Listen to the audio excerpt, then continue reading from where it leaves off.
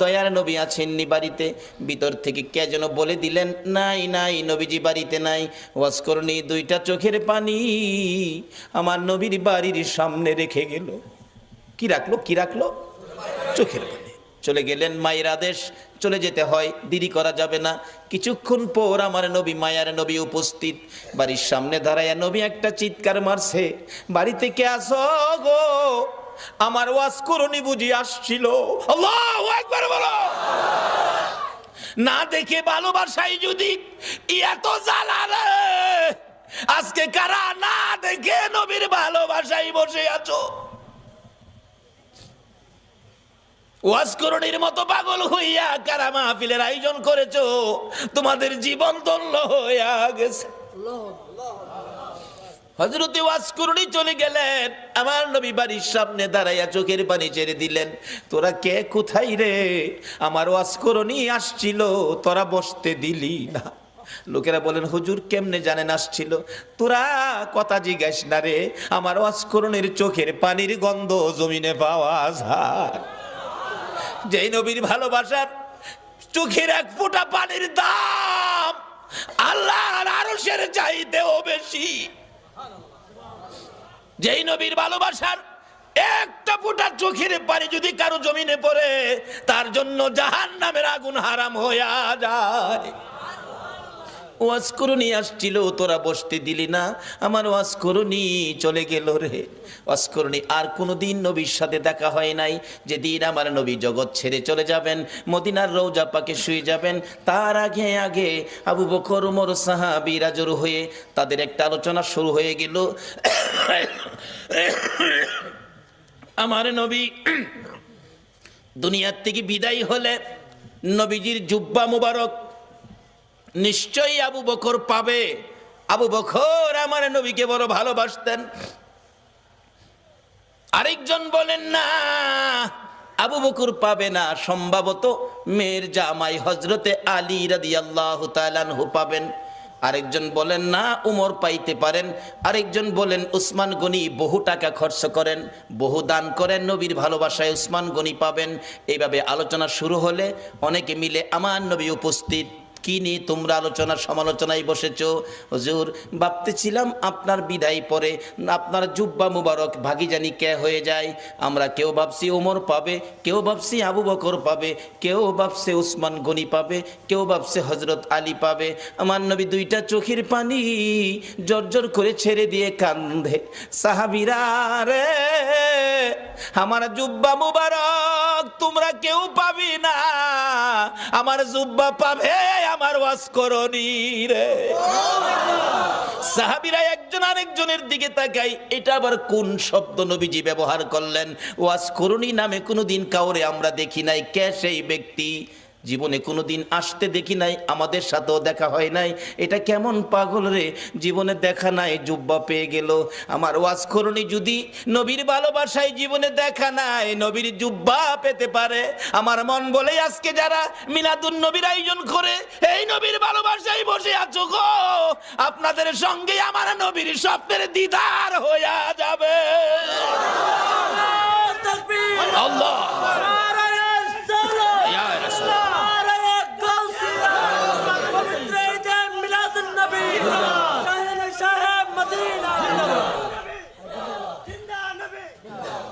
বাবারা, ভাইরা, হযরতে ওয়াজ করণীর জন্য আমার নবী জুব্বা বাজেট করেছে না দেখে ভালোবাসায়।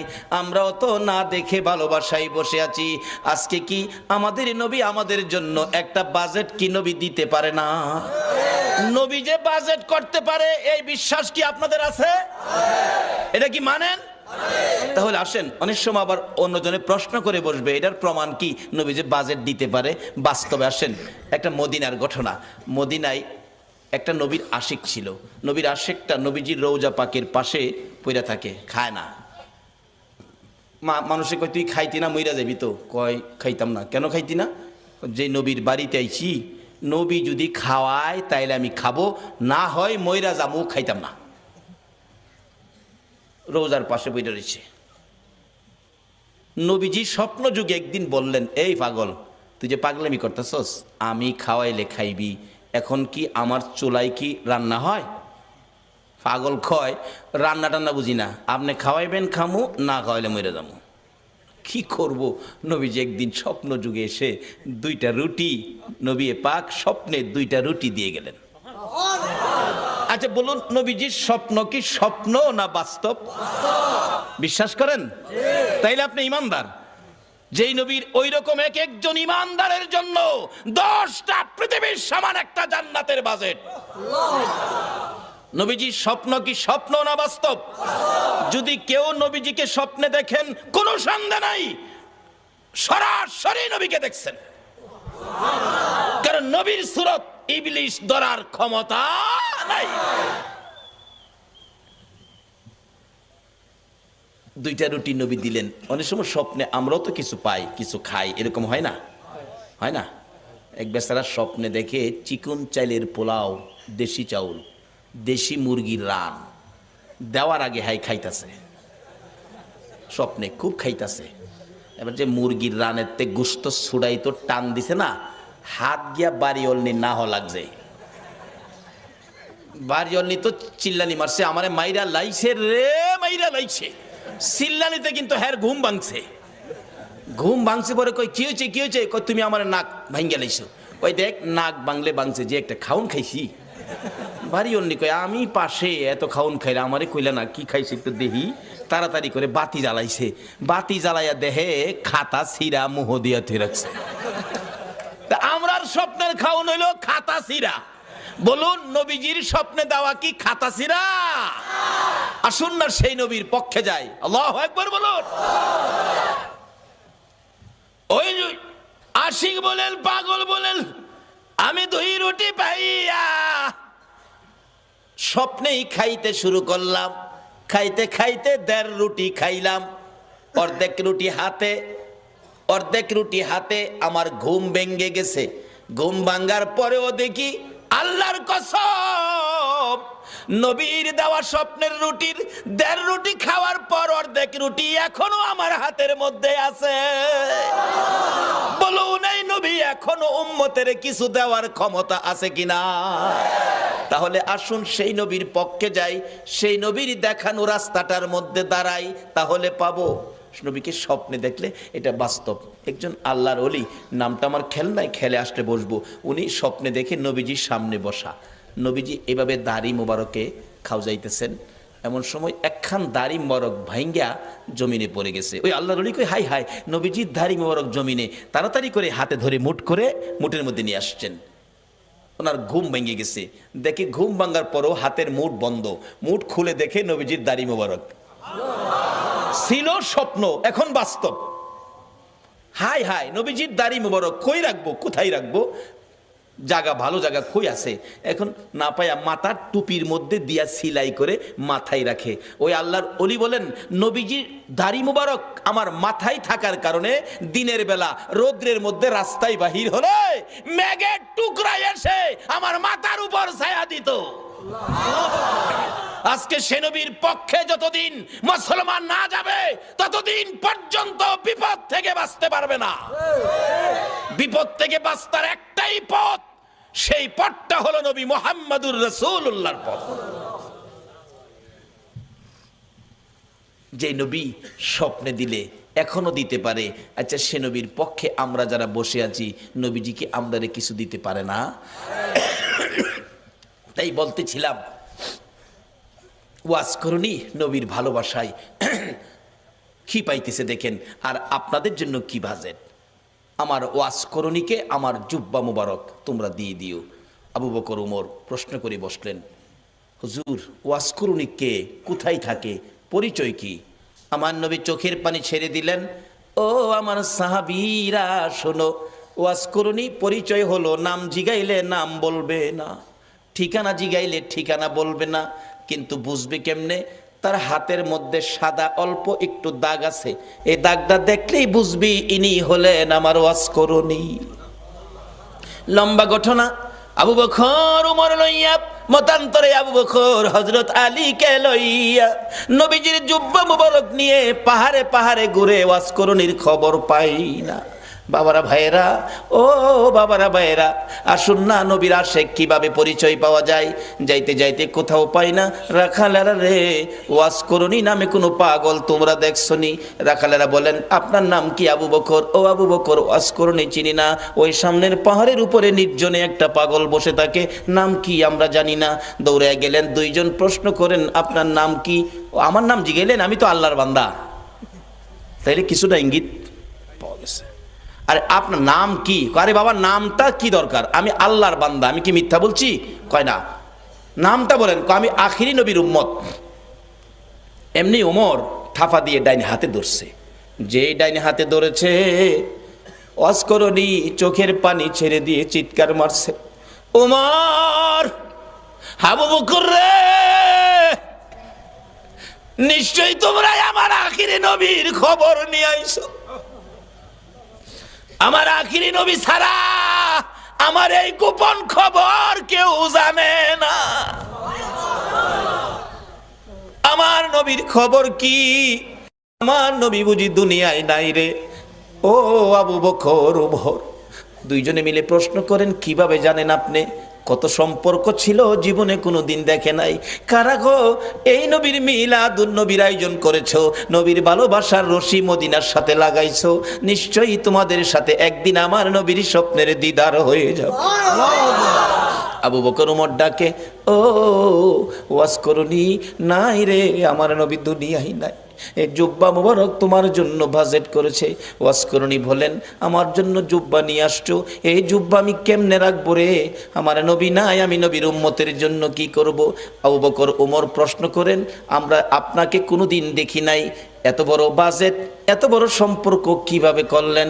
আবু বকর ওমর দুইজনে প্রশ্ন করলে হযরতে ওয়াজ করুনি ডাকে, আপনারা কি নবীকে ভালোবাসেন? হ। আপনারা ভালোবাসার কি প্রমাণ আছে আমারে দেখান তো। কথা কয় না, কি প্রমাণ আছে? নবীজির উহুদের জমিনে দুইটা দান মোবারক ভেঙেছে, আপনারা কি জানেন? হ জানি। দেখি আপনারা হা করেন। হা করলে, ও আবু বকর ওমর রে, নবীর দান নাই, তোমাদের মুখে দান দেখা যায় রে। কেমন ভালোবাসো? আমি ওয়াজ করুনির মুখের দিকে তাকাইয়া দেখো, আমার মুখে একটা দাঁতও নাই। যেদিন শুনেছি আমার নবীর মুখে দাঁত ভেঙেছে দুইটা, আমি পাহাড়ে বসে পাথর দিয়ে ভাঙলাম দুইটা। উপরের দাঁত ভেঙে ভাবলাম উপরের দাঁত না নিচের দাঁত, নিচের থেকে ভাঙলাম দুইটা। এই দুইটা না হইয়া যদি ডান দিকের হয়, ডান দিক থেকে ভাঙলাম দুইটা। ডান দিকের উপরে না হইয়া যদি বাম দিকের দুইটা হয়, বাম দিকের ভাঙলাম দুইটা। এইভাবে আমি ওয়াজ করুনি নবীর ভালোবাসায় ভাঙতে ভাঙতে 32টা দাঁত ভাঙলাম রে। নবীর ভালোবাসায় সবগুলো শেষ করে দিলাম। এবার আবু বকর ওমর বলেন, ও ওয়াজ করুনি বুঝেছি, তোমার ভালোবাসায় নবী খুশি হইয়া তোমাকে জুব্বা মুবারক বাজেট দিয়েছে। ওয়াজ করুনি জীবনে কোনোদিন আমার নবীর দেখা পায় না। এত দূর থেকে যদি ভালোবাসায় নবী পাকের জুব্বা মুবারক পাইতে পারে, আমরা বাংলার জমিন থেকে সত্যিকার অর্থে নবীর ভালোবাসা দিলে আমরা কি নবীর দিদার পাইতে পারি না? বাবারা, কোন নবী? যেই নবীর কথা মানার জন্য আমার আল্লাহ বলেছে কবর যাওয়ার আগে মুসলমান হও। মুসলমান কিভাবে হবেন? কোন কায়দায়, কোন আদর্শে মুসলমান হবেন? আল্লাহ বলেছে তোমরা আমার নবীর কথা মানো। কোন নবী? যেই নবী সকল সৃষ্টির জন্য রহমত। এখন এই নবীর কথা আপনারা মানা দরকার আছে কিনা? তাহলে কবর গিয়া পাইবেন খাউন, আর যদি না মানেন কবর গিয়া পাইবেন আগুন। কিভাবে আগুন, কিভাবে খাউন? আসুন আমি অল্প সময়ের মধ্যে এটা শেষ করতেছি, আপনাদের কষ্ট হইতেছে না তো? খাউন আর আগুন। নবীর কথা মানলে খাউন, না মানলে আগুন। মানলে আবু বকর, না মানলে আবু জাহেল। মানলে জান্নাতি, না মানলে দুজুকি। সহজ ওয়াজ। নবীর কথা মানবেন। আল্লাহ বলছে, আল্লাহর কথা রাইখা নবীর কথা মানতে রাজি আছেন? তো নবীজি একটা চিঠি নবীর পক্ষ থেকে আসছে আমাদের কাছে। নবীর একটা চিঠি আপনাদের সামনে দিলাম। প্রথম চিঠিটা হলো কাফা বিল মাউতি ওয়াইজান। রাসূল বলছে একটা ওয়াজ যথেষ্ট, তুমি তোমার মৃত্যুর কথাটা স্মরণ করো। আচ্ছা, আমরা যে মরতে হবে এই কথাটা কি রাইট? আল্লাহ তো বলছে, নবীও বলতেছে। আচ্ছা, মরার পরে যে কবরে যাবেন, কবরের জন্য কি কোনো রোজগার করছেন? বাড়ি গাড়ি কত কিছু করলেন, এগুলি যে রোজগার করে বাড়ি টাড়ি করলেন, কবরতে যাবেন, কবর রোজগার কি লইছেন? বাবারে যত সয় সম্পদ আছে, ময়রা দেখেন না, ময়রা দেখেন, যত সয় সম্পদ আছে আপনার মৃত্যুর পরে আপনার ছেলে মেয়েরা বাট করে নিয়ে যাবে, আপনারে একটা টাকাও দিবে না। ময়রা দেখেন না, এও তো কথা যে ময়রা আবার সাম কেমনে, এও তো কতই। আসুন তাহলে একটা বাস্তবতায় যাই। এক বেচারা ময়রা দেখছেন, এক বেচারা শুনছে কবরে গেলে আজাব হইব। হ্যাঁ কয় একদিন ময়রা দেহি কবর গিয়া, জীবিত বেড়া কবর গেছে, নিজেই কবর কুইরা রাত্রে কবরের উপরে দিয়ে সানি দিয়া ভিতরে বই রইছে, কি আজাব হয় দেখতো। ওয়ারেন্টের আসামি ধরতে পুলিশ যাইতেছিল, দারগা সাহেব যাইতেছে, দুই পুলিশ লইয়া এই যে রাস্তার কিনারে ফাও গেছে গা এই হের কবরের ভিতরে গেছে, পরে এমনি আঞ্জাদা ধরছে। পুলিশ ডাকতেছে, স্যার স্যার বিপদ দি কিছে, টর্চ লাইট লই আইন। টর্চ দেহে বাঙ্গা কবর ফাও গেছে, দেহে ভিতরে এক বেড়া বসা, হেরে মাথার চুলো ধরে টাইনটা শেষরায় তুলছে। কিরে কি ক স্যার কবর বলে আজাব হইব, মৌলবীরা কয় এলেগে কবর বসলাম, দেখলাম কি আজাব হয়। কই আজাব নাই তো, খালি পুলিশে ভাড়া মারে।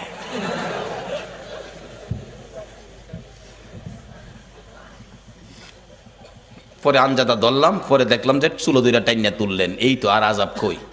পুলিশ দু তিন বাড়ি ফুটকির মধ্যে দিচ্ছে, ফাতলামি করতে আর জায়গা ফাঁসতা যা বাড়ি। সকালবেলা মানুষ দেখছি মৌলবীরা যে কই কবর আজাব দেখতেছি, ফইলা এক পুলিশে ভাড়া মারে। পরে আরেকটাই চুলো দুইটা টাইনা তুলে, আরেকটাই দুইটা ফুটকিত বাড়ি দেয়, এরপরে যা বাড়ি এহেন হইয়া আছে। আচ্ছা আসলে কি কবর আযাব এটা? এই বেটা মরার আগে মইরা দেখছিন।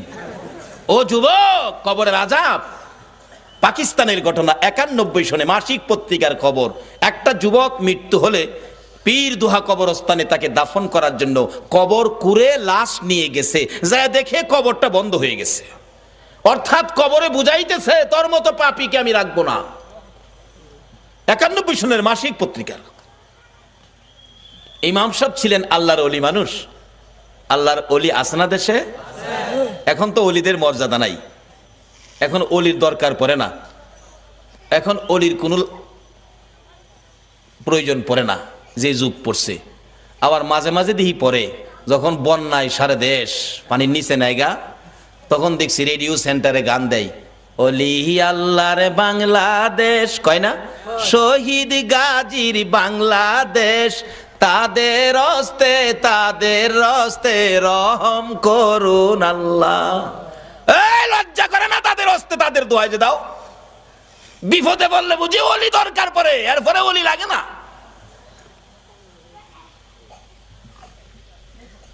মুসলমানদের তিনটা শক্তি, একটা হলো তাওহীদ, আর একটা হলো রিসালাত, আর একটা হলো বেলায়াত। বেলায়েতের শক্তির হাতগুলি কত পাওয়ার, এই হাতগুলি কেন বন্ধ করা হলো? এই জন্যই বাংলার মুসলমান বিপদে পড়লো।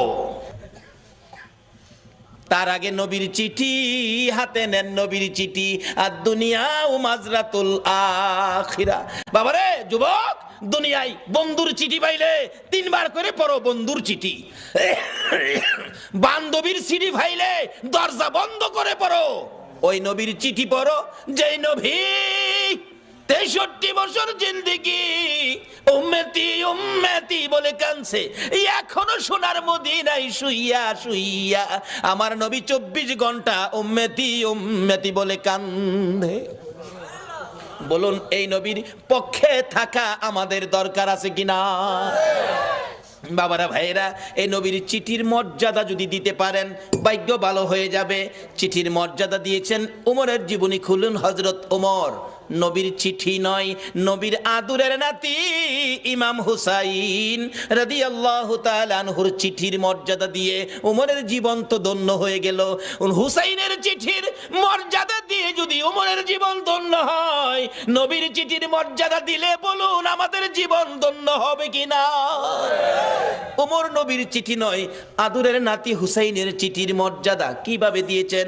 হুসাইন, ওমর যখন মদিনার রাষ্ট্রপতি, হুসাইন এবং ওমরের ছেলে আব্দুল্লাহ দুইজন খেলাধুলা করতে যাইয়া এক পর্যায়ে হুসাইন বলে ফেললেন ওমরের ছেলেরে, গোলামের বাচ্চা গোলাম।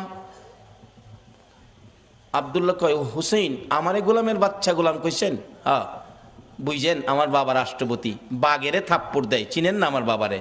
বাড়িতে গিয়ে কয়, আব্বা ওমর কি? হুসাইন আমারে কয়, আমি বলে গোলামের বাচ্চা গোলাম, আপনি বলে বড় গোলাম, আমি বলে বাচ্চা গোলাম। ওমর হাসে, কয় আব্বা আপনি হাসেন, বিচারটা করতে হবে। ওমর ডাকে, ও ও আব্দুল্লাহ, যার বিরুদ্ধে বিচার দিয়েছ তার বিচার করার ক্ষমতা আমার নাই। রে আব্দুল্লাহ, যেই নবী সেজদায় গেলে হুসাইন নবীর ঘাড় মুবারকে বসে থাকে, হুসাইন ঘাড় মুবারকে বসে থাকলে আমার নবী নামাজের তাসবিহ 5 বার 7 বার 9 বার 11 বার হুসাইন নামে না। নবী চাইলেন নামাইতে, কেন? আল্লাহ নি প্রশ্ন করে বসে, বন্ধু গো, নামাজের সেজদায় গিয়ে নাতি কাঁধে লইয়া পড়ে আছো, নাতি পাইয়া কি আমি আল্লাহর কথা ভুলে গেছো? চাইছিলেন ঘাট থেকে নামাবেন, এমনি সময় আমার আল্লাহ বলেন, জিবরাইল রে আমার বন্ধুর কানে খবর দে, হুসাইন আমার বন্ধুর ঘাড়ে বসা আছে, আমি আল্লাহর কাছে বড় ভালো লাগে, যতক্ষণ পর্যন্ত হুসাইন ইচ্ছা করে না নামবে রে, ততক্ষণ পর্যন্ত যেন আমার বন্ধু সেজদায় পড়ে থাকে। এই হুসাইনের বিচার করার ক্ষমতা আমি উমরের নাই। না বাবা, বিচার করতে হবে, যাও জুমার দিন বিচার হবে মসজিদে নববীতে। ওমর রাষ্ট্রপতি মিম্বরে উঠে ঘোষণা দিলেন, হুসাইন আছেন? হ্যাঁ। আমার ছেলেরে গোলামের বাচ্চা গোলাম কইছেন? হ্যাঁ কইছি। তা আমি তো রাষ্ট্রপতি, আমি তো কোনো গোলাম না, আমারও গোলাম কইলেন, ছেলেরে বাচ্চা গোলাম কইলেন, কই গোলামি করলাম? ও ইমাম হুসাইন আঙ্গুল ইশারা করে বলে, ওমর আমার সামনে বড় কথা কইেন না, আপনি কি আমার নানার গোলামি করেন নাই?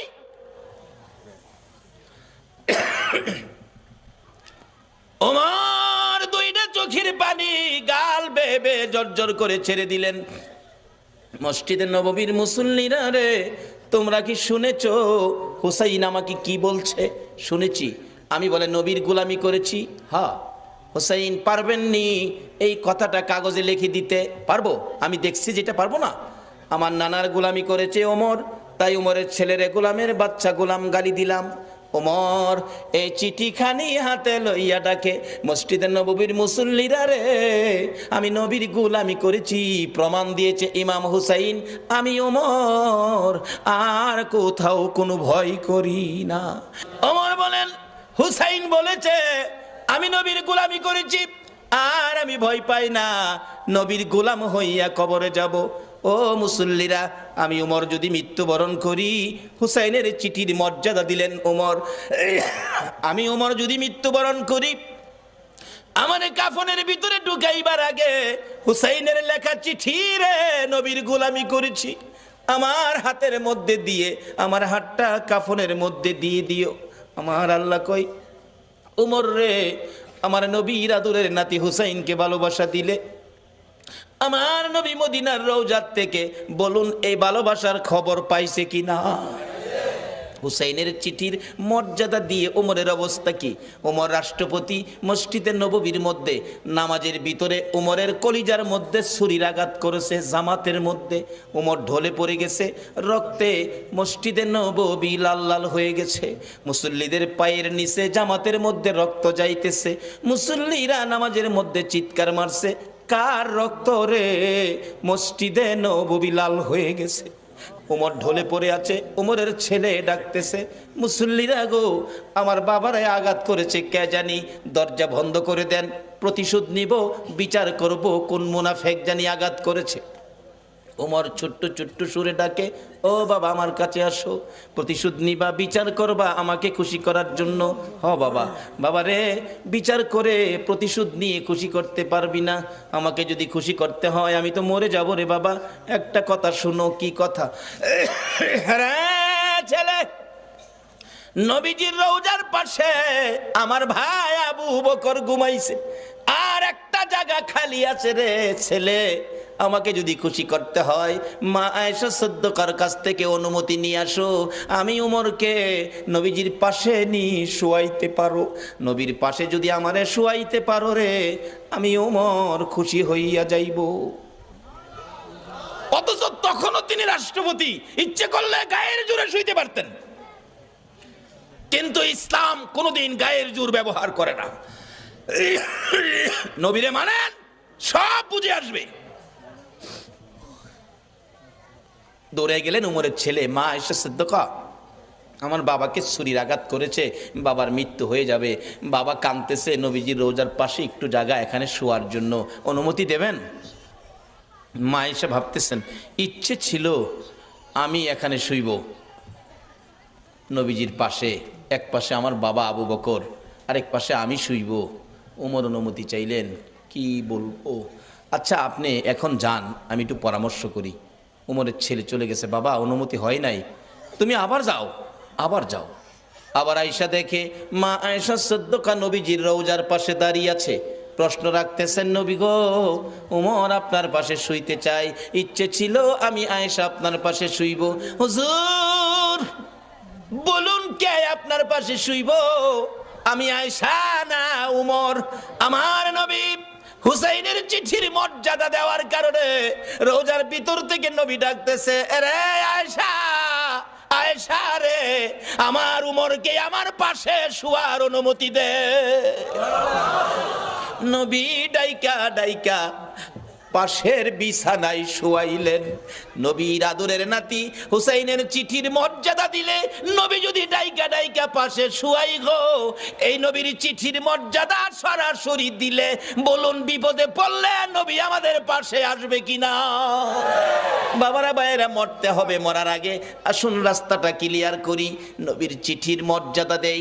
নবী বলেছে কাফা বিল মাউতি ওয়াইজান, একটা চিঠি হলো একটা ওয়াজ যথেষ্ট, মৃত্যুর কথা স্মরণ।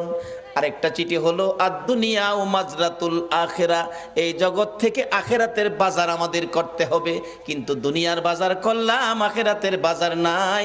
মরে দেখেন আপনার কিছুই দুনিয়ার সঙ্গী নাই। আরে মা বাবার কথা মতো যে জন চলে না, বলুন মা বাবার কথা মতো যে জন চলে না, আল্লাহ নবীজির দয়া তারা পাবি না। হায়রে আল্লাহ নবীজির।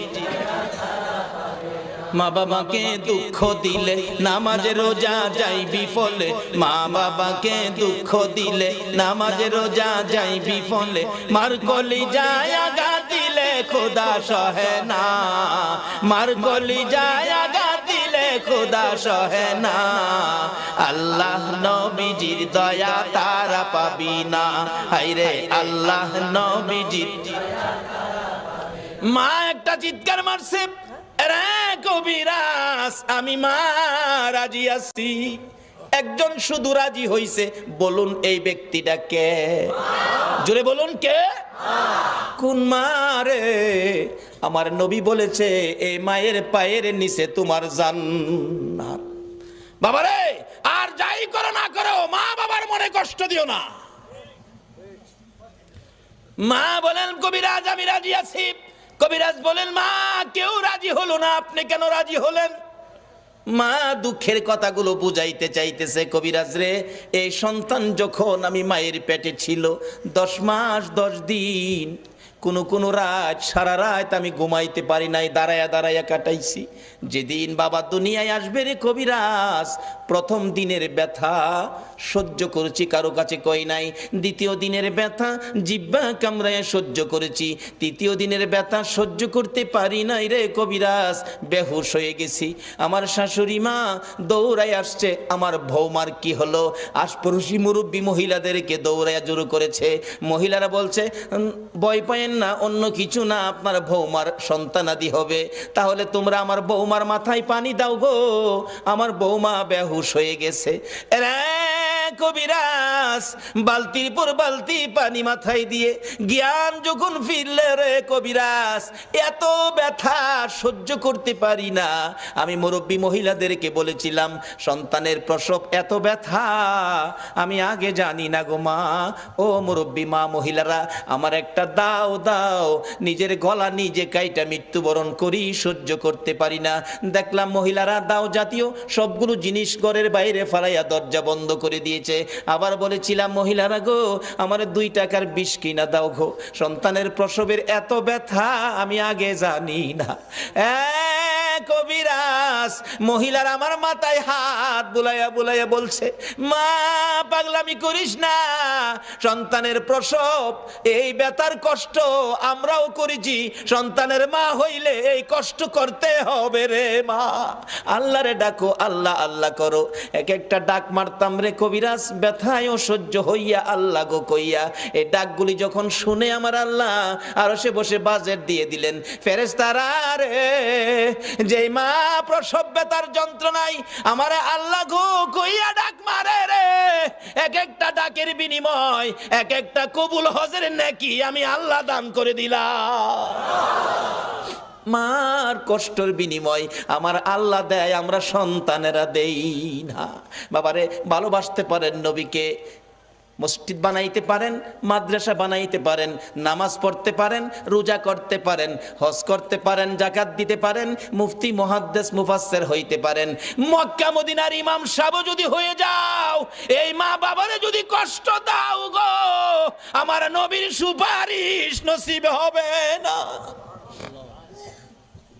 নবীর ভালোবাসার সাথে এই সম্পদগুলো পরিষ্কার রাখুন, মা বাবার সাথে সম্পর্ক ভালো রাখুন। আসলে মা আপন, নবীজি বলে গেছে, মার পায়ের নিচে জান্নাত, যার পায়ের নিচে জান্নাত, এর চেয়ে দামি মানুষ পৃথিবীতে আর নাই। এই মার দাম নাই, এই মার ইজ্জত নাই, এই মার কদর নাই, এই মার সম্মান নাই। তাহলে রোজগার কি করেছেন? নবীর চিঠি বাড়িতে নেন। নবী বলেছে, আর দুনিয়া ও মাজরাতুল আখেরা, দুনিয়াটা আখেরাতের বাজার। বাবারে, কবর সামনে, কার জানি কবে ডাক আসে। একটা কবরে রোজগার করে যাবেন, কবর গেলে পাইবেন খাউন, আর একটা কবরে যাবেন পাইবেন আগুন। 2টা পক্ষ, আগুনের পক্ষ আর খাউনের পক্ষ। এটাই হবে আমার শেষ কথা। আগুনের পক্ষ, একজন নবীজির সাহাবীর জীবনী, বদর প্রান্তরের উপর দিয়ে যাচ্ছিল, দেখে একটা বিশাল ব্যক্তি, সারা শরীরে আগুন দাউ দাউ করে জ্বলতেছে, হাতের মধ্যে আগুনের বেরি, গলার মধ্যে আগুনের জিঞ্জিল, পায়ের মধ্যে আগুনের জিঞ্জিল, 2 জনে ধরে রাখছে, আগুনের লাঠি দিয়ে মারতেছে বদর প্রান্তরে। ওই লোকটাকে দেখে ডাকতেছে, ভাই আমার 1 গ্লাস পানি দাও, আগুনে পুড়ে আমার সব ছাই ছাই হয়ে গেছে। ওই 2 জন লোক বলতেছে, চলে যাও, পানি দিও না। নবীজির সামনে হাজির, ইয়া রাসূলুল্লাহ, বদর প্রান্তরের উপর দিয়ে আসতেছিলাম, এই ঘটনা দেখলাম, ব্যাপারটা কি, ঘটনাটা কি? নবীজি বলেন, শোনো, যারে দেখছো কবর থেকে আগুনের ধাও ধাও করে পুড়তেছে, যারে দেখছো এই লোকটাই হলো আবু জাহেল। আগুনের জিঞ্জিল বাঁধা যারা ধরে রাখছে তারা হলো ফেরেশতা, আগুনের ডান্ডা দিয়ে মারতেছে, তারা শাস্তি দিতেছে। এইভাবে শাস্তি চিরকাল তার হবে কবরের মধ্যে। এই আগুন দাউ দাউ করে জ্বলবে। আমার কাছে পানি চাইছিল, পানি দিতে নিষেধ করলো, তার কপালে পানি নাই, পানি কোনোদিন সে পাবে না। নবীর পক্ষ নেয় না বিদায়, আবু জাহেলের কবরে আগুন। আর আপনারা যারা নবীর পক্ষ নিলেন, নবীর পক্ষে কবর গেলে কি এটাই হবে শেষ কথা? আমার নবীর একজন আদুরের ভালোবাসার সাহাবী ছিলেন, মদিনার ঘটনা। যেই সাহাবীটার নাম কিতাবে আসছে আসওয়াদ, আরবি হলো আসওয়াদ, বাংলা হলো কালো, কালামিয়া। নবীজি একদিন ডাকে, আসওয়াদ বিয়ে করছো? জি না হুজুর। বিয়ে করবি? হুজুর বিয়ে করুম, যে আমি তো কালো, কেউ পছন্দ করে না। নবী বলেন, আমি তোমার বিয়ের ব্যবস্থা করব। আচ্ছা, নবীর পক্ষে গেলে বলুন, নবী বিয়ের ব্যবস্থা করবে না? আমি ব্যবস্থা করব। হুজুর আপনি করবেন? আচ্ছা ঠিক আছে। নবীজি একটা চিঠি লিখছে, আসওয়াদ এই নাও, এই চিঠিটা মদিনার বড় বাড়িটা আছে না, বড় বাড়ির মালিকের হাতে দিও। বড় বাড়ির মালিক যায় দেখে বাড়ির সামনে বসা, আসসালামু আলাইকুম চাচা। ওয়ালাইকুম সালাম ভাতিজা। নবীজি চিঠি পাঠাইছে। আরে বলো কি, বসাতে দাঁড়ায় গেছে, নবীর চিঠি।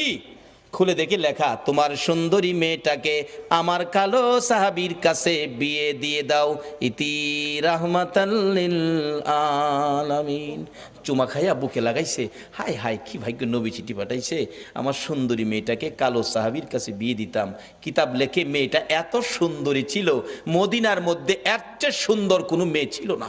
এই জন্য মদিনার মানুষ তারে মদিনার হুর কইয়া ডাকতো। কিতাবে আসছে হুরে মদিনা। এই নবীর পক্ষ ধরুন, কে বসে আছো নবীর পক্ষে, কার সেই নসিব? চিন্তা করতেছে, সাহাবিটা লিখলো কালো, মেয়েটা সুন্দর, কালো নবীজি লিখছে, মানতে হবে। ছেলেটা যে কালো, কেমন কালো জানি, চায় দেখতেছে ভালো করে, চায় দেহে, আরে বাবারে একবারে জাহাজ মার্কা। আসলে এমন কালোই ছিল, এখনো মদিনায় কালো বংশের লোক আছে, গেলে দেখতে পারবেন। আসওয়াত জি, কালো, আমি একটু মেয়ের সাথে পরামর্শ করলে ভালো হয়, নবীজি পাঠাইছে। বাবা তুমি এখন যাও, তোমার আমি পরে জানাবো, মানে মেয়ের সাথে পরামর্শ করব। যুবক যাইতেছে, আসওয়াত মনটা কষ্ট, মাথা চুলকায়, হুজুর কইছিলাম না, ওই তো না, মানে পছন্দ করে না। আল্লাহ কো, আসওয়াত রে, আরে যেই নবী আঙ্গুলি ইশারা করলে আকাশের চাঁদ দুই টুকরা হয়, আর এই নবীর লেখা চিঠি বিফল যাইতে পারে না। আজকে যারা নবীর পক্ষে বসে আছেন, আপনাদের এই কষ্ট বিফল যাইতে পারে না। আমি আবদার করব, এই কষ্টের বিনিময় আল্লাহ যেন নবীর স্বপ্নের দিদার নসিব করে দেয়। মনটা কষ্ট, আল্লাহ কয় না, হবে না, ব্যবস্থা করতেছি। মহিলার মধ্যে আল্লাহ পাক রহম দিলেন, মহিলা দৌড়ায় এসে সুন্দরী মেয়ে। বাবা যুবক আসছিল কালো, খুশি, মনটা কষ্ট যাইতেছে, ব্যাপার কি? মা এই যে নবী চিঠি পাঠাইছে, তোমার বিয়ের প্রস্তাব, কালো ছেলে, ভাবলাম তুমি রাজি হও কিনা, এই জন্য বিদায় দিলাম। মেয়েটা চিঠিটা হাতে নিয়ে চুমা খাইয়া বুকে লাগাইয়া ডাকে, বাবা এত নিষ্ঠুর কেমনে হইলা গো, যেই নবীর কথা মানার জন্য আমার আল্লাহ বলেছে, এই নবীর কথা আমার বিয়ের প্রস্তাব। বাবা আমি কালো আর সুন্দর বুঝি না, আমি নবীর কথা মানি রে। ও সোনার বাংলার ভাইয়েরা, মা বোনেরা, যে ইয়াসরিব নামের পাথর আর বালুর দেশ, এই নবীর কথা মাইনা নবীর ভালোবাসা দিয়ে যাইয়া দেখো সোনার মদিনা হইয়া গেছে। আজকে সোনার বাংলা নাম দিয়ে নবীর ভালোবাসা দিতে পারলাম না, বিদায় সোনার মানুষ হইতে পারলাম না। মদিনার মহিলারা পর্যন্ত আমার নবীরে কত ভালোবাসে। নবী জীবনী, নবী যুদ্ধে রওনা হলেন, একজন মহিলা 6 মাসের একটা বাচ্চা ছেলে কোলে লইয়া রাস্তায় দাঁড়াইয়া দাঁড়াইয়া কান্দে। আমার নবী বলেন, মহিলারে বাচ্চা কোলে লইয়া কান্দো, ব্যাপার কি হুজুর? মহিলারা যুদ্ধে যাওয়া নিষেধ হয়ে গেছে, আমার আর কেউ নাই গো, আপনার পক্ষে কারে আমি যুদ্ধে দিব? ও মা বোনেরা, তোমার কোন সন্তান এই মাহফিল কমিটির সদস্য গো? তোমার ভাগ্য ভালো, ওই মদিনার মহিলা নবীর পক্ষে দেওয়ার জন্য কুলের সন্তান লইয়া দাঁড়াইয়া রইছে। আজকে কোন মায়ের সন্তান এই মিলাদুন নবীর কমিটির সদস্য হয়েছে? মাগো তোমার জীবন ধন্য। হুজুর আমার এই ছেলেটাকে যুদ্ধের ময়দানে নিয়ে যান, আমার আর কেউ নাই, কাকে আপনার পক্ষে দিব? নবীজি হাসে, এ কি বললা তুমি? 6 মাসের শিশু, সে কি যুদ্ধ করতে পারবে, তীর মারতে পারবে? এবার ডাকতেছে মহিলাটা, হুজুর জানি সে পারবে না, কিন্তু আমার মনে বড় দুঃখ, না জানি নবীর গায়ে কেউ আঘাত করে গো নবী, আমার ছেলেটারে নিয়ে যান, তীর যদি মারতে নাও পারে, আমার মন বলে কাফের বেঈমানেরা যদি আপনার দিকে লক্ষ্য করে তীর মারে গো নবী, এই তীরগুলো আপনার গায়ে লাগার আগে আগে আমার ছেলেটারে তীরের সামনে তুলে ধরে রাখবে। তীর খাইয়া আমার 6 মাসের ছেলে দুনিয়ার থেকে বিদায় হয়ে যাবে, আমি মায়ের কোনো দুঃখ থাকবে না, কিন্তু রাসূলের গায়ে যেন আঘাত না লাগে। মদিনার মহিলারা পর্যন্ত এইভাবে আমার নবীরে ভালোবাসতেন। আজকে ইয়াসরিব নামের পাথরের দেশ সোনার মদিনা হয়ে গেছে। এবার মেয়েটা ডাকতেছে, বাবা গো আমি সুন্দর আর কালো বুঝি না, নবী চিঠি পাঠাইছে, নবীর কথা মানতে যাইয়া সুন্দরী মেয়ে কালোর কাছে বিয়ে বসতে রাজি হয়ে গেলাম। বাবা ডাক দেন, যাইতেছে গা, নবী কষ্ট পাবে। মদিনার মহিলারা পর্যন্ত নবী কষ্ট পাবে এই কাজ করতে রাজি না। ডাক দেন, বাবা তো আগেই রাজি। আসওয়াত কালামিয়া আসেন, দাহের সাইজ দেখা যা ভালোই, বিয়াটা যদি হয় আপনারা কি দাওয়াত দিলে যাইবেন? কেউ রাজি না, যাইতেন না? বুঝছি কিছু টাকা পয়সা লাগে হয়তো, বিয়াত গেলে লেগে রাজি না। আরে এই বিয়ার টাকা লাগতো না, রাজি কিনা কন? যাও লাগতো না, বিয়া হয়ে গেছে। আসেন। আসসালামু আলাইকুম চাচা। ওয়ালাইকুম সালাম বাতিজা, কি ব্যাপার? বাবা আমার মেয়ে তো রাজি হইছে। কত রাজি হলে তো খুশির ব্যাপার। আল্লাহকে রাজি হইতো না, রাজি করাইছি। নবীর পক্ষের বেইজ্জতি হতে পারে না, এটা আল্লাহ দেবে না। বাবা শুনেন, মহারানার টাকা আনছেন? আসওয়াদ কয় মহারানার টাকা, নবীর চিঠি ছাড়া আমার কাছে আর কিছু নাই। আচ্ছা এই নবীর চিঠি থাকলে আর লাগে কিছু? নবীর চিঠি কিছু নাই। মেয়েটা কো আব্বা আপনি না ধনী মানুষ, নবী যখন পাঠাইছে মনে হয় গরিব লোক, মহারানার টাকা দেওয়ার জন্য আপনি তাকে কিছু সাহায্য দেন। কেমন মেয়ে, বাবারে পরামর্শ দেয়, নবী খুশি হইব কোন কাজে দেন, নবী খুশি হইব, আল্লাহ খুশি হইব, সাহায্য, যৌতুক না সাহায্য। মেয়ের পরামর্শ দিলেন, আসওয়াত নেন এটা মহারণা দিয়েন। আবার জিগায়, আসওয়াত আজকে বিয়ে হলে একটা নতুন কাপড় কিনতে পারবি, টাকা আছে? ওই এমটি পকেট, একবারে খালি, কিছু নাই। দিবেন কিনা কন? না দিলে জামুগা, অন সাহসে উঠছে। মেয়েটাকে বাবা এটা পাগল, যাইতে দিয়ে না, নবী কষ্ট পাইব। বাবা আপনারা ধনী মানুষ, কেমন মেয়েও বাবারে পরামর্শ দেয়, ধনী মানুষ না আপনি, দেন না বাবা। একটা কাপড়ের টাকা দিলেন, মহারানার টাকাও বাবা দিলেন। লইয়া আসওয়াত মদিনার মার্কেটে বিয়ের বাজার করবে। কাপড়ের দোকানে ঢুকলেন, দোকানদার কাপড় দে, সুন্দরী মেয়ে বিয়ে করব, দেখেন কোনটা নিবেন কোনটা না। আসওয়াত দেখতেছে কোনটা নিবে কোনটা না। এমন সময় শুনে রে রাস্তা দিয়ে কে যেন পাগলের মতো দৌড়ায়, এতিমের মতো কান্দে আর ডাকে, রে মদিনার দোকানদারেরা, ও মদিনার যুবকেরা, ও মদিনার সাহাবীরা, খবর পাইছো নি আল্লাহর বন্ধু যুদ্ধের ময়দানে রওনা হয়ে গেছে। এমনি সময় যুবকেরা দৌড়াইয়া বাড়িতে গিয়ে যুদ্ধের পোশাক পরে তরবারি হাতে মার পায়ে সালাম করতেছে, মা গো বিদায় দাও গো মা।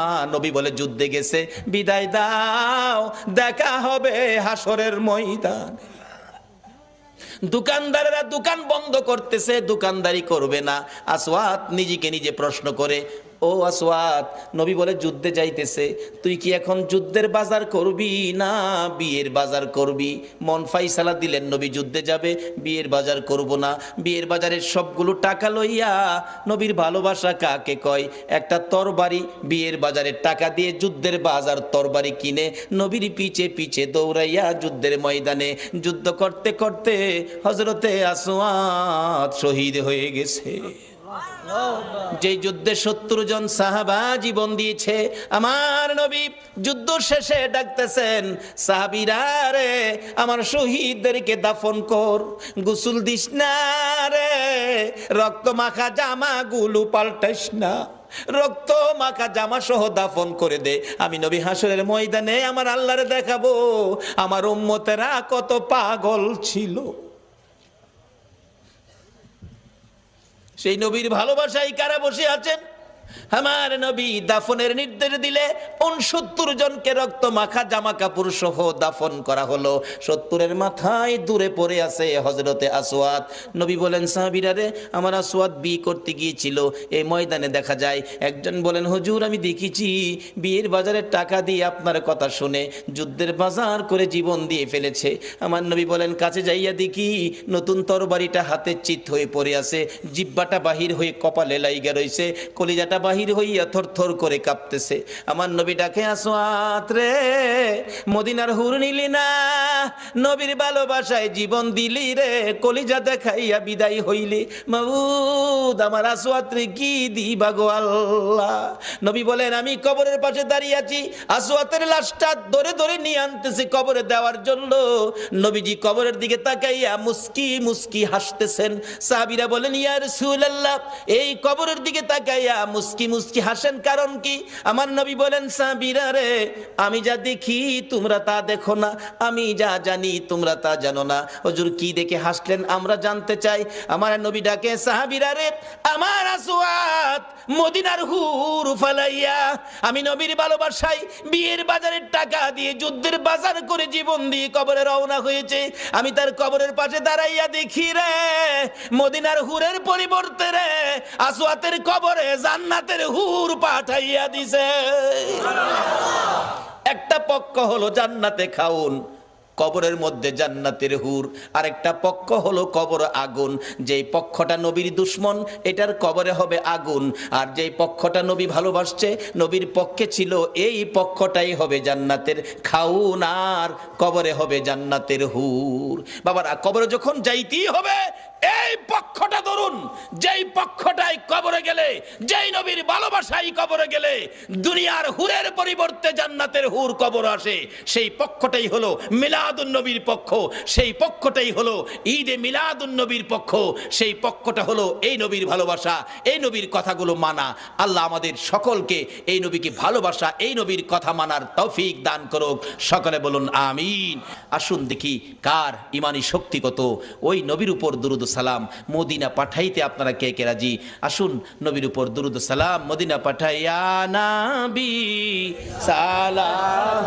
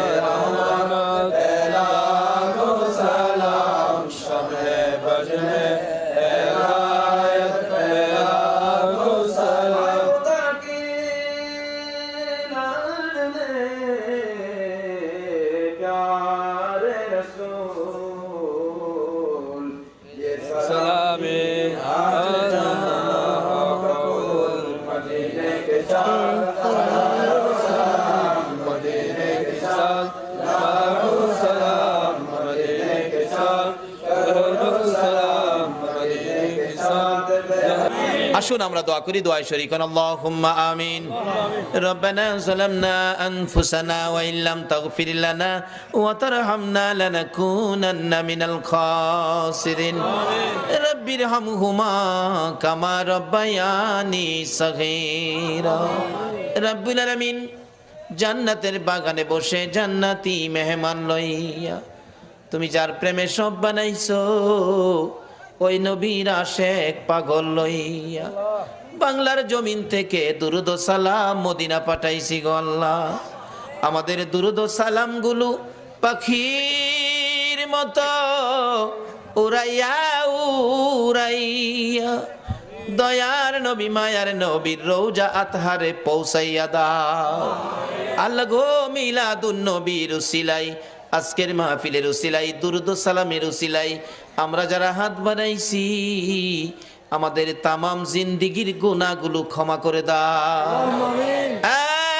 মাবুদ, জানি দুনিয়ায় থাকবো না, আমাদের আগে যারা আসছিল সবাই বিদায় হয়ে গেছে, কবে জানি আমরা বিদায় হয়ে যাই। জানি পৃথিবীতে থাকবো না, তারপরেও শয়তানের দোকাই পড়ে দুনিয়ার মায়াই পড়ে যত গুনাহ করেছি সবগুলো গুনাহ এই মাহফিলের উসিলাই মাফ করে দাও। আল্লাহ গো, মাফ যদি না করো কবে জানি মৌতের চিঠি দিয়ে আজরাইল পাঠাইয়া দাও। কবে জানি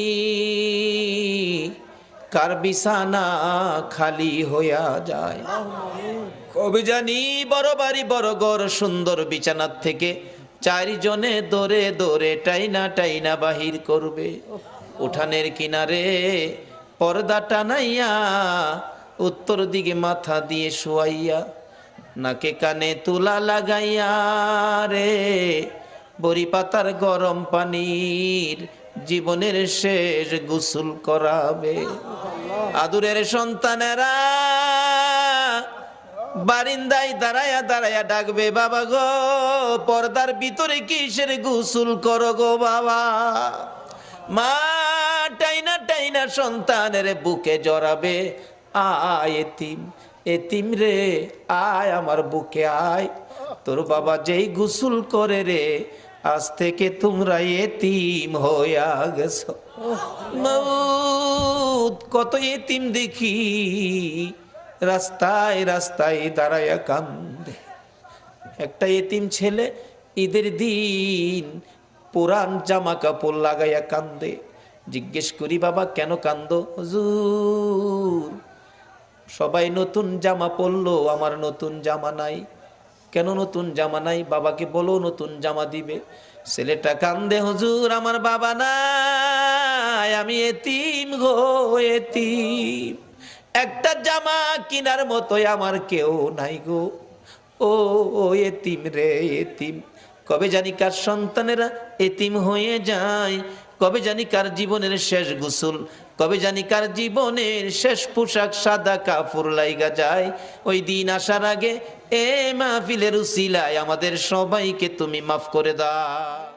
আমাদের মধ্যে যারা বিপদে আছে বিপদ থেকে উদ্ধার করে দাও, যারা ঋণগ্রস্ত আছে ঋণ থেকে মুক্ত করে দাও।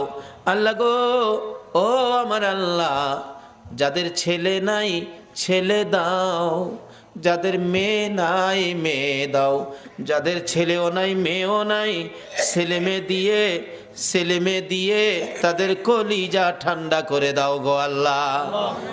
মাবুদ, আমাদের মধ্যে যারা নামাজি নামাজ কবুল করে নাও, যারা নামাজ পড়ে না নামাজের বুঝ দান করে দাও, যারা ব্যবসা করে ব্যবসায় বরকত দাও, যারা চাকরি করে পদোন্নতি দান করে দাও, যারা গৃহস্থী করে জমির ফসলে বরকত দাও। আল্লাহ গো, যারা মক্কা মদিনা যাওয়ার পাগল পাখির মতো উড়াইয়া মক্কা আর মদিনা লইয়া যাও গো আল্লাহ। মাবুদ, যারা বিদেশ থাকে সকল বিদেশি ভাইদেরকে হেফাজতে রাখো গো আল্লাহ। যারা বিদেশ যাবে তাদের মনের আশা পুরা করে দাও গো আল্লাহ।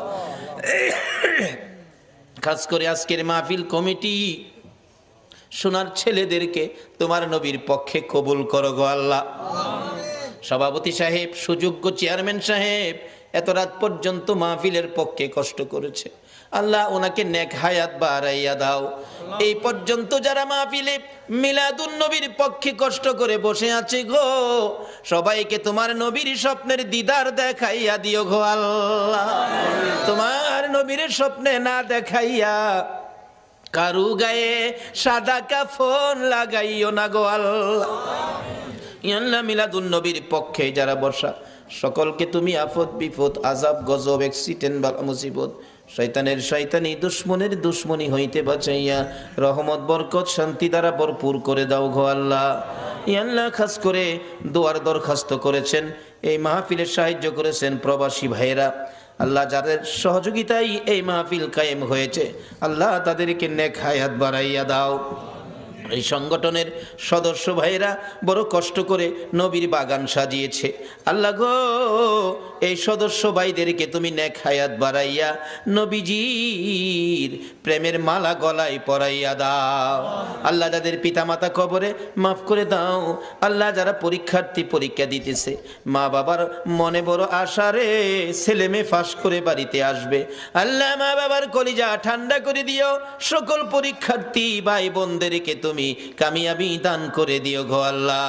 ইয়া আল্লাহ খাস করে মাহফিলে যারা স্বেচ্ছাসেবক পরিশ্রম করেছে কষ্ট করেছে, আল্লাহ তাদেরকে নেক হায়াত দাও, নবীর গোলাম হিসাবে কবুল করে নাও গো আল্লাহ।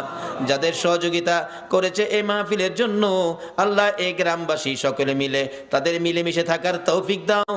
যারা মাহফিলে কষ্ট করেছে সাহায্য সহযোগিতা করেছে, তাদেরকে তুমি আল্লাহ সব জায়গায় সাহায্য করে দিও গো আল্লাহ।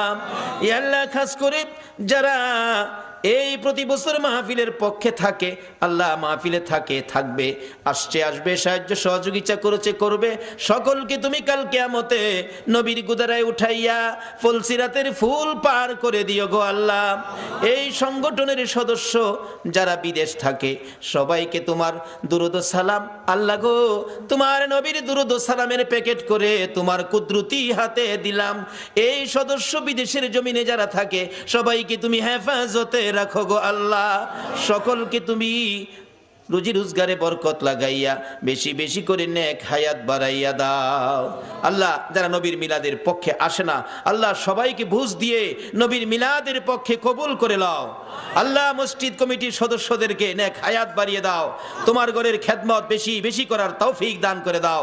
আল্লাহ যাদের ছেলে নাই ছেলে দাও, যাদের মেয়ে নাই মেয়ে দাও, যাদের ছেলেও নাই মেয়েও নাই ছেলে মেয়ে দিয়ে কলিজা ঠান্ডা করে দাও। আল্লাহ যাদের অনেক উপযুক্ত ছেলে রুজি রোজগারের ব্যবস্থা নাই, আল্লাহ এই যুবকদেরকে রুজি রোজগারের ব্যবস্থা করে দাও। অনেক উপযুক্ত মেয়ে বিয়ে শাদী হয় না, আল্লাহ তুমি তাদের বিয়ে শাদীর ব্যবস্থা করে দাও। আল্লাহ এই এলাকায় রহমত বরকত দিয়ে ভরপুর করে দাও। আল্লাহ আমাদের সকলকে আসমানি জমিনি বালা মুসিবত হইতে বাঁচাইয়া রহমতের প্যাকেটের মধ্যে কবুল করে নাও।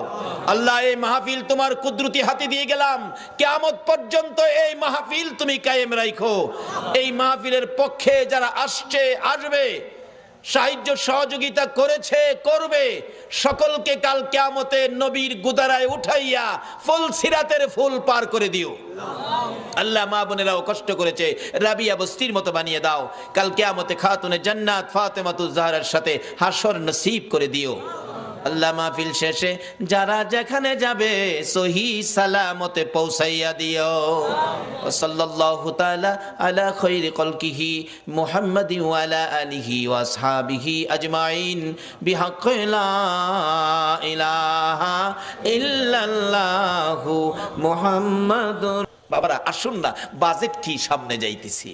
যেই ভাইয়েরা মাহফিলের আয়োজন করেছেন, যাদের আয়োজনে এত সহজে আমরা মাপ পেয়ে গেলাম, তাদের জন্য দোয়া করা আমাদের দরকার আছে কিনা? আজকের এই যুব সংঘের ভাইদেরকে আল্লাহ পাক হায়াত দেখ, সকলে বলুন আমিন। বাবার আসুন, আমি পবিত্র কোরআন শরীফ থেকে হাদিস শরীফ থেকে যা তেলাওয়াত করেছি এখন আলোচনায় ঢুকবো।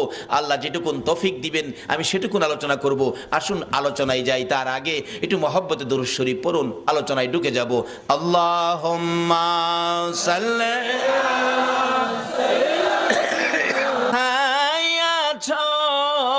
বুঝিনা তোমার মায়ায় কান্দে নবী, তোমার মায়ায় কান্দে নবী, শুয়ে সোনার মদিনা আল্লাহুম্মা সাল্লি সাইয়্যিদিনা মাওলানা মুহাম্মদ ওয়া আলা আলি সাইয়্যিদিনা بلغ العلا بكماله كشف الدجى بجماله حسنت جميع خصاله صلى على বাবারা ভাইয়েরা আসুন, আমি আলোচনায় ঢুকলাম। পবিত্র কোরআন শরীফ থেকে আমার সর্বপ্রথম তালাওয়াত ছিল কুল্লু নাফসিন যায়িকাতুল মাউত। আপনারা কি আল্লাহর কোরআন শরীফ মানেন? সবাই মানেন তো? আল্লাহ আপনাদের উদ্দেশ্যে ঘোষণা দিলেন, সকল প্রাণীর উদ্দেশ্যে কুল্লু নাফসিন যায়িকাতুল মাউত, সকল প্রাণী একদিন মৃত্যুর কোলে ঢলে পড়বে। আচ্ছা, আমরা সকলের একদিন মরতে হবে, এই কথাটা কি রাইট? এই ঘোষণাটা কে দিলেন? কোন আল্লাহ? যার জমিনে থাকি। এটা আসলে উনিই দিতে পারেন, যিনি জমিনের মালিক। যেমন বাস্তব আসেন, আপনার 3টা বাড়ি আছে চট্টগ্রাম শহরে, ভাড়া দিয়ে রাখছেন। আপনার ইচ্ছে হয়েছে ভাড়াটিয়া বাহির করে দিবেন। এই মাসের প্রথমে বলে দিলেন, এই ভাড়াটিয়ার ভাইয়েরা, আগামী মাসে কিন্তু আমার বাড়ি আপনাদের ছেড়ে দিতে হবে। আচ্ছা, আপনি বাড়িওয়ালা, ভাড়াটিয়াকে নির্দেশ দিলেন বাড়ি ছেড়ে দিতে হবে। এই ভাড়াটিয়া কি আগামী মাসের পর আর থাকতে পারবে? আপনি বাড়ির মালিক, আপনি নির্দেশ দিয়েছেন 1 মাসের সময় দিলাম, আপনার 1 মাসের মধ্যে জায়গা জমিন দেখে, অন্য বাসা দেখে আগামী মাসে আমার বাসা ছেড়ে দিবেন। একটা সাধারণ মালিক যদি নির্দেশ দেয় বাড়ি বাসা ছেড়ে দিতে হয়, যিনি সমস্ত পৃথিবীর মালিক, সে আল্লাহ আমাদের উদ্দেশ্যে ঘোষণা দিয়েছেন, ওয়ারেন্ট পাঠিয়েছেন, তোমরা আমার জমিন ছেড়ে দিতে হবে। ঘোষণাটা কি? কুল্লু নাফসিন যায়িকাতুল মাউত। এই ঘোষণাই আগে যারা আসছিল তারা চলে গেছে, আমরা যারা আছি আমরাও যাইতে হবে। যাইতে যে হবে, আমি আপনাদের কাছে একটা প্রশ্ন রাখি, আপনারা মৃত্যু হয়ে গেলে কোন দেশে যাবেন?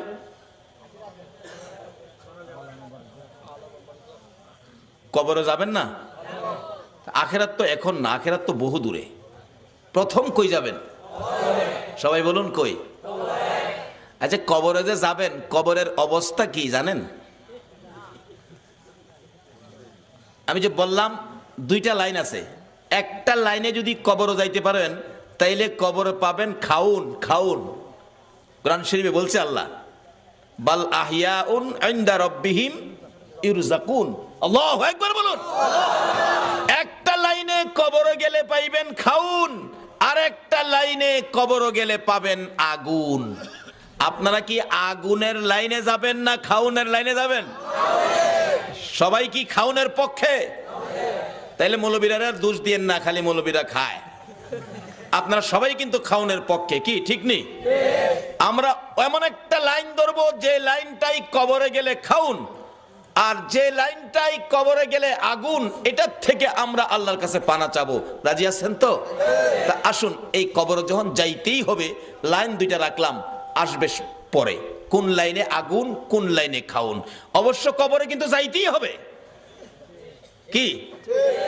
যে কোর্ট থেকে ওয়ারেন্ট, এই কোর্টের রায় অমান্য করার ক্ষমতা পৃথিবীর কারো? আমাদের তত্ত্বাবধায়ক সরকার পারবে অমান্য করতে? জাতিসংঘের মহাসচিব পারবে? বুশে পারবে? এর বাফে পারবো? এর বাফে পারে নাই, গেছে গা। এমন এক কোর্টের রায়, কুল্লু নাফসিন যায়িকাতুল মাউত, সকল প্রাণী মৃত্যুর কোলে ঢলে পড়বে। তাহলে আসুন আমরা এ রায় মাইনা নেই, না মানলেও থাকার সুযোগ। তাহলে মৃত্যুর পরে আমাদেরকে কবর নামের কারাগারে পাঠাবে, কবর নামের কারাগারে পাঠাবে। আসুন, এই কবরে যাওয়ার আগে রাস্তা 2টা, একটা কবরে আগুন, একটা কবরে খাউন। আসুন, সামনে আসতেছে। তাইলে আমরা যখন মৃত্যু হবে, কিভাবে মরলে ভালো হয়, কোন রাস্তায় কি করতে হবে, একটু পরামর্শ আল্লাহর জিজ্ঞাসা। আল্লাহ আমরা এখন কি করতে পারি বলেন? আল্লাহ আপনাদেরকে ভালো পরামর্শ দিতেছে কোরআন শরীফ। ইয়া আইয়ুহাল্লাযীনা আমানু দুখুলু ফিস সিলমি কাফা। ও বিশ্বাসীরা, ইমানদাররা, তোমরা পুরাপুরিভাবে ইসলামের মধ্যে ঢুকে যাও। বলুন কিসে ঢুকতে বলছে? তা আমরা তো ইসলামে আসি, আবার কেন ঘোষণা দিল? তাহলে বোঝা গেল আমরা পুরাপুরিভাবে ইসলামে ঢুকি নাই, কিছু বেজাল আমাদের মধ্যে আছে। এই বেজাল যে আছে এটা বুঝবেন কেমনে যে কোন জিনিসটা বেজাল কোনটা সঠিক? আল্লাহ তাও কোরআন শরীফে ফাইসালা দিছে। তোমরা সঠিকটা বুঝতে গেলে তোমরা একটা কাজ করো, সেটা কি? অমাইয়ুতির রাসূলা ফাকাদ আতাল্লাহ। তোমরা আমার রাসূলের কথাগুলি শোনো। কার কথা বলুন? এই রাসূলের কথা চন্দ্রের শুনে, শোনেনি? সূর্যের শুনে, আল্লাহু আকবার বলো। কুল কায়নাত শুনে, আল্লাহর আরশ কুরসি লৌহ কলম শুনে, এমন কোন মাখলুকাত নাই যিনি আমার নবীর কথা শুনে না। কেন? এই নবীর কথা শোনার জন্য বলেছে আমার আল্লাহ। আল্লাহ বলেছে তোমরা আমার এই রাসূলের কথাগুলি শুনো, মানো, কারণ এই নবীর কথা মানলেই হবে আমি আল্লাহর কথা মানা। কোন নবী? তাও আল্লাহ ঘোষণা দিয়েছে কোন নবী? ওমা আরসালনাকা ইল্লা রাহমাতাল লিল আলামিন। যে নবী সকল সৃষ্টির জন্য করুণা, সকল সৃষ্টির জন্য যিনি রহমত। বাবারা ভাইয়েরা, এই নবীর কথা যদি মানতে পারেন, এই নবীর পক্ষে যদি আসতে পারেন, তাহলে আমার আল্লাহ আপনাকে কি দিবে? মা বাবারা ভাইয়েরা, মক্কার ঘটনা বাস্তব ঘটনা। এই নবীর পক্ষে সর্বপ্রথম যিনি জীবন দিয়েছিলেন ইনি একজন মহিলা, ইনি হলেন হযরতে সুমাইয়া। সুমাইয়ার জীবনী নবীজির পক্ষে থাকবে, নবীজিকে ভালোবাসবে, নবীজির কথা মানবে, নবীর আদর্শ ধরবে, নবীর পক্ষে থাকবে, ইসলাম বুঝবে, ইসলাম শান্তি, ইসলামের পক্ষে থাকবে। এই অবস্থা দেখে নিষ্ঠুর পাষাণ আবু জাহেল সুমাইয়াকে প্রশ্ন করে বসলেন, সুমাইয়া রে, বাতিজার পক্ষে থাকবি, আমার পক্ষে থাকবি না? আমি তো মক্কা নগরীর গর্জিয়াস নেতা। হ্যাঁ বলে, মক্কা নগরীর গর্জিয়াস নেতা। সুমাইয়া ডাকে, ও মা বোনেরা শোনো, তোমাদের মতো একটা মহিলা নবীর পক্ষ ধরে জীবনে কি রোজগার করেছে? রে আবু জাহেল, তোমার কথা মানার জন্য আমার আল্লাহ বলে নাই, কিন্তু তোমার বাতিজার কথা মানার জন্য আল্লাহ বলেছে। আপনারা কি আল্লাহর কথা মানতেন না? সুমাইয়া কই, মুখে মুখে কথা বলে দিলাম আবু জাহেল, তোর কথা শুনবো না, আমি আমার নবীজির কথা শুনবো।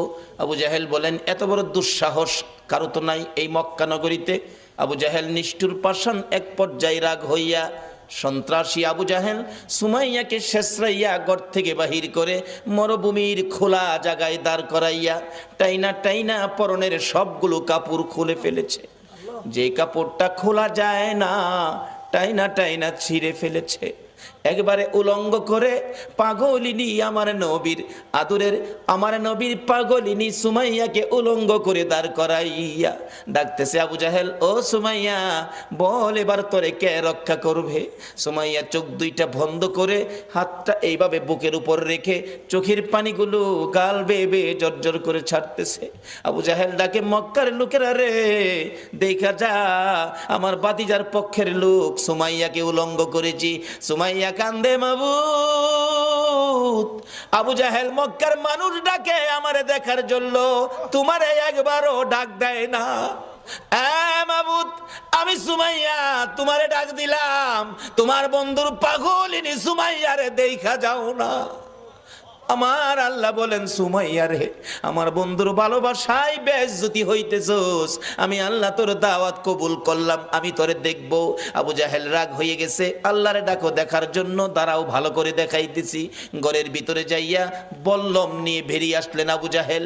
বল্লম নিয়ে এসে আমার নবীর পাগলিনী সুমাইয়া রে তল পেটের নিচে এত জোরে আঘাত করলো, সুমাইয়া চিত হয়ে জমিনে পড়ে গলাকাটা মুরগির মতো লাফায়, জিব্বাটা বাহির করে দিয়ে কান্দে, মাবুদ গো, তোমার বন্ধুর পাগলিনী সুমাইয়ার জীবন যায় গো, দাওয়াত দিলাম দেখা গেলা না। আমার আল্লাহ ডাকে, জিবরাইল রে, আমার বন্ধুর পাগলিনী সুমাইয়ার জীবন যায় কাঁদতেছে দেখার জন্য। আমি আল্লাহ কেমনে খালি হাতে দেখবো রে, আমার জান্নাতুল ফেরদাউসটা উঠাইয়া দে। বন্ধুর পাগলিনী সুমাইয়ারে আমার জান্নাতুল ফেরদাউস দান করে দিলাম। এই নবীর পক্ষ ধরে হযরতে সুমাইয়া মহিলা হইয়া কবরে যাওয়ার সময় জান্নাতুল ফেরদাউস হাতে লইয়া ওই কবরের মধ্যে ঢুকেছে। আপনারা কি জান্নাত নিবেন না জাহান্নাম নিবেন? জান্নাত নেওয়ার রাস্তাই হলো নবী মুহাম্মদুর রাসূলুল্লাহর রাস্তা। শুধু জান্নাত নয়, আজকে যারা নবীর ভালোবাসায় বসে আছেন, আপনারা কি কেউ নবীজিরে দেখছেন? কেউ দেখছেন না? এই নবীর ভালোবাসা দেখেন নাই, বাংলার জমিনে বসে আছেন। এইভাবে আপনাদের মতো ভালোবাসায় নবীরে দেখে নাই হযরতে ওয়াসকরণী। 7 বছর বয়স নবীরে ভালোবাসে। কয় বছর? কিন্তু ওয়াসকরণী পিতা হারা হয়ে গেলেন। মার গলায় ধরে কান্দে, মাগো বাবা নাই, সংসার কেমনে চলবে? মা বলেন, বাবা চিন্তা করো না, আল্লাহ চালাবে। ওয়াসকরণী সম্পূর্ণ সংসারের দায়িত্ব নিতে হলো। 7 বছর বেড়া বকরি দুম্বা লইয়া পাহাড়ে পাহাড়ে যায়। বেড়া বকরি দুম্বা ছেড়ে শুধু গুনগুন গুনগুন করে গান গায়। দয়ার নবী মায়ার নবী গো, আপনি আমার জীবনের জীবন। বলুন, দয়ার নবী মায়ার নবী গো, আপনি আমার। ওয়াসকরণী নবীর দেখে নাই এই চোখে, শুধুমাত্র নবীর ভালোবাসার গান গাই। দিন যাই রাত্র যাই, মাঝে মাঝে পাহাড়ের চূড়ায় নিরিবিলি বসে নবীর ভালোবাসার গান গাই। এদিকে কারো কারো দুম্বা, কারো কারো বকরি বাগে থাফাইয়া নিয়ে যায়। মাঝে মাঝে বিচার যায় মায়ের কাছে, ও ওয়াসকরণীর মা, তোমার ওয়াসকরণীর বেড়া বকরি দুম্বা অনেকগুলি বাগে নিয়ে গেছে। মার কাছে বিচার গেলে, বাড়িতে আসলে ওয়াসকরণী জিজ্ঞেস করে, মা বাবা গো, তোমার বেড়া বকরি দুম্বা বলে বাগে খাইছে, তুমি কইছিলা? মা আমি কাছে ছিলাম না, তাহলে খবরটা কি? ওয়াসকরণীটা ডাকে, মা গো আমি দেখেছি বাঘ আসছে গো মা, কিন্তু বাঘ আসে ঠিকই, আমার বকরির পাশে বাঘ নাকটা লাগাইয়া গো, নাক আমার বকরির গায়ে লাগাইয়া হাত লাগাই না। নবীর আশিকেরা গো, যেই নবীর আশিকে ওয়াসকরণী, তার বেড়া বকরি দুম্বা জংলার বাগে খায় না, নাক লাগাইয়া হাত লাগাই না। মা আমি দেখেছি ভাগ এসে আমার বকরি ছেড়ে দিয়ে অন্যের বকরি ধরে নিয়ে যায়। এ হলো নবীর ভালোবাসার পুরস্কার। মাগো কোনোদিন ভয় পাইও না, ওয়াসকরণীর বকরি জংলার বাগে খাবে না। ওয়াসকরণীর মধ্যে আছে নবীর ভালোবাসা, যেই নবীর সৃষ্টি না হইলে বাঘের সৃষ্টি হতো না। ওয়াসকরণী একদিন মাকে বললেন, মা আমাকে একটু অনুমতি দিবেন, আমি নবীর সাথে দেখা করে আসি। যাও বাবা, দেরি করো না, তাড়াতাড়ি আইসো। নবীজি বাড়ির সামনে চোখের পানি ছেড়ে ছেড়ে ডাকেন, আমার নবী আছেননি বাড়িতে?